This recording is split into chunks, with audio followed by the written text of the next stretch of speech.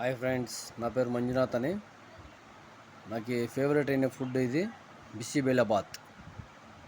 ఓకేనా. ఇది నాకు నాన్ వెజ్ కంటే వెజిటేరియన్ చాలా మంచి ఫుడ్.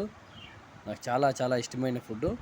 ఇప్పుడు నేను దీంట్లోకి ఈ మిక్స్చర్ వేసుకొని తింటున్నాను.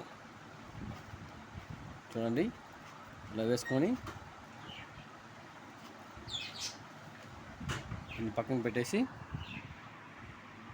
ఇలా మిక్స్ చేసుకొని